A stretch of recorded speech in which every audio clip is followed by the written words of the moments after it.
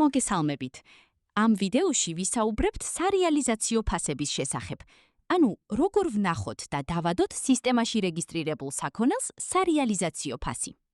ამას გარდა, ამავე ფორმიდან შეგვიძლია გავაკეთოთ სხვადასხვა ტიპის ფასდაკლებები, თუმცა ამას განვიხილავთ სხვა ვიდეოში, რომლის ბმულიც მოცემული იქნება ვიდეოს აღწერაში. პირველ რიგში ვხსნით საცნობაროს და ფასების მენიუში ვირჩევთ სარეალიზაციო ფასებს. გამოგვიჩნდება საქონლის ნუსხა, სადაც განვიხილავთ რამდენიმე მნიშვნელოვან დეტალს.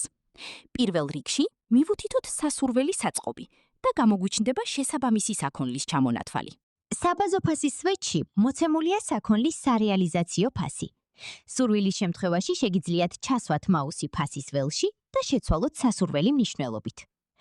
ასაღები ფასის სვეტში მოცემულია ბოლოს რა ფასად მოხდა საქონლის შეძენა მითითებულ საწყობში. ფასნამატის სვეტი კი გვიჩვენებს ასაღები ფასის პროცენტულ ფასნამატს საბაზო ფასთან მიმართებაში. ასევე შესაძლებელია რამდენიმე საქონელს ერთდროულად მივუთითოთ სარეალიზაციო ფასი. ამისათვის საჭიროა, რომ მოვნიშნოთ სასურველი ჩანაწერები და კონტექსტური მენიუს გამოძახებით ავირჩიოთ მულტი გადაფასება.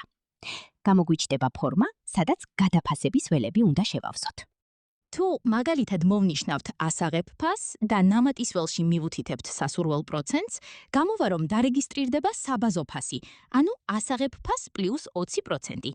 ბოლოს ვაჭერთ შენახვის ღილაკს, რათა აისახოს ცვლილება. ფორმის ზედა მხარეს გვაქვს ველი მიჩვენე, სადაც ვირჩევთ სასურველ პარამეტრს, რომლის მიხედვითაც ხდება ფასნამატის დაანგარიშება.